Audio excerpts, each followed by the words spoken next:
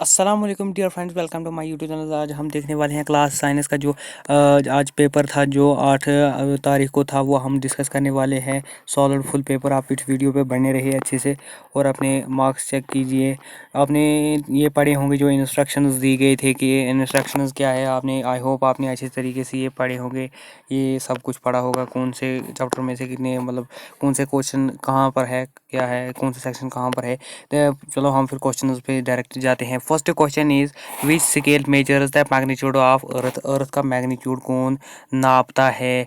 The first answer is इसका जो है वो है Richter scale. The first answer is correct. And second question is which what is crop rotation. Crop rotation क्या होता है। जो इसका करेक्ट ऑप्शन था वो था B, alternating different crops in the same field over several seasons. What is static friction. ये friction से क्वेश्चन पूछा गया था, क्वेश्चन नंबर 3। इसका जो आंसर रहेगा वो है B answer, the friction between two surfaces at rest. और जो क्वेश्चन नंबर 4 है, what is general term for reaction of metals with oxygen. Oxygen के साथ कौन सी वो रिएक्शन होती है, उसका पर्टिकुलरली नेम क्या है। का पहला ही आंसर करेक्ट है, पहला ऑप्शन ही करेक्ट है। फिर क्वेश्चन नंबर 5 देखें। What is the process called when an electric current passes through an electrode and causes a chemical reaction। इसको हम क्या कहते हैं। Electrolysis is the right answer. बच्चे ने भी ठीक दिया है। Question number 6 is which of the following not a common type of a friendly microbe. आपको पता ही है वायरसेस हमारे लिए कॉमन नहीं होते। उसके बाद हमारे लिए क्या है वो which of the following methods of A food preservation involves removing moisture from food. आपको पता ही है उसको करने के लिए हमें क्या करना पड़ता है, फ्रीज करके हम उसको अच्छी तरीके से कर लेते हैं। आई होप ये आपने अच्छी तरीके से पैसेज पढ़ा होगा। चलो हम इसके क्वेश्चन पर डायरेक्ट जाते हैं। आपको क्वेश्चन से ही मतलब है। क्वेश्चन नंबर 8 है which of the following is not a characteristic of metal. Metal की कैरेक्टरिस्टिक्स क्या नहीं है। That is low densities. Low density is the correct option. And question number 9 is what is one common characteristics of non-metals। non-metals का एक common characteristics क्या है, वो है poor conductor of heat and electricity is the correct answer. Question number 10 है which are the metals and non-metals typically distinguished based on their इसका जो correct option है वो है option number 1 A is correct answer इसका जो है। और उसके बाद आते हैं एसरेशन के क्वेश्चन थे, जैसे कि मॉडल पेपर में भी दिया होगा, आपने देखा होगा पूरी तरीके से। इसको करना बहुत आसान था। आप आई होप आपने वहाँ पर जाके देखे होंगे। और हमें क्या करना है, उसके बाद एसरेशंस के कुछ क्वेश्चन आपने खुद किए होंगे, वो बहुत ही आसान क्वेश्चन थे। और उसके बाद अगर आपने नहीं किए तो फिर मुझे कमेंट कीजिए, मैं नई तरीके से इस पर एक वीडियो बना दूंगा। और जो लास्ट सेक्शन डी बी है, जो very short answer type question, discuss two human activities they contribute significantly to global warming and explain their impact on the earth's climate system. दो कारण बताने थे, दो ऐसे एक्टिविटीज बताने थे जिसे सिग्निफिकेंस मतलब हमारे भी असरअंदाज होता है। इसमें ग्लोबल वार्मिंग है, इसमें हम फॉरेस्ट्री ले सकते थे और इंडस्ट्रियलाइजेशन ले सकते थे।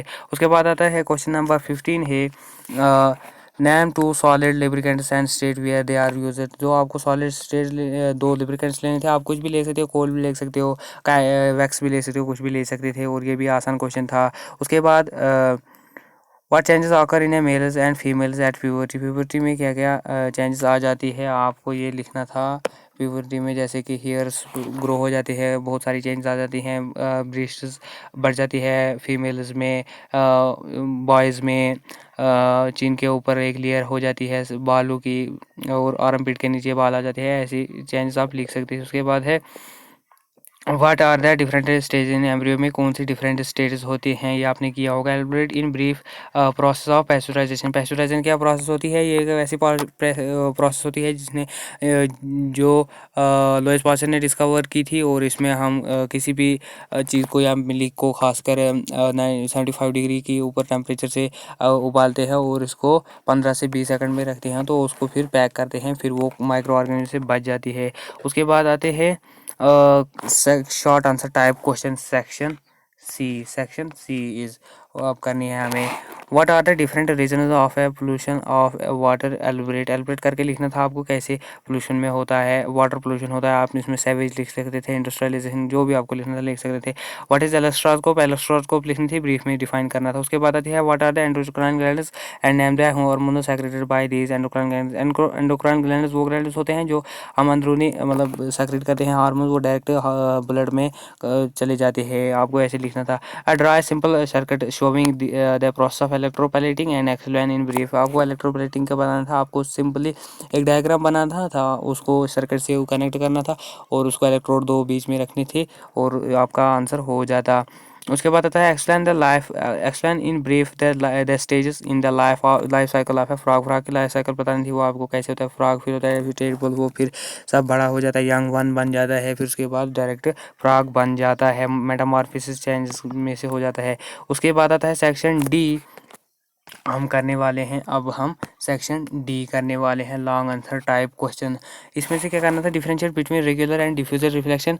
Does diffuser reflection mean the failure of laws of reflection? आपको ये क्वेश्चन लिखने थे।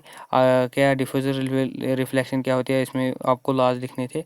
और उसके बाद क्या थे, ये लॉज का डिफ्यूजन नहीं होता है। फिर उसके बाद क्या है, dry cell lab diagram with explanation of a parts of a cell, ये भी लिखना था आपको। एक सेल बनानी थी। What are the different types of a cell organelle and what are their, ये भी आपको लिखना था। ऑर्गेनल्स कौन कौन से होते हैं, जैसे साइटोप्लाज्म, वैक्यूल, सब कुछ, गोल्गी कॉम्प्लेक्स, वो सब कुछ लिखना था। आई होप आपको ये वीडियो अच्छी लगी होगी। अगर वीडियो अच्छी लगी तो दोस्तों के साथ शेयर कीजिए और कमेंट कीजिए, चैनल को सब्सक्राइब कीजिए। अगर कोई भी डाउट रहता है तो आप मुझे कमेंट करके बता सकते हैं, मैं आपको फुल आंसर देने की कोशिश करूँगा। Thank you for watching guys.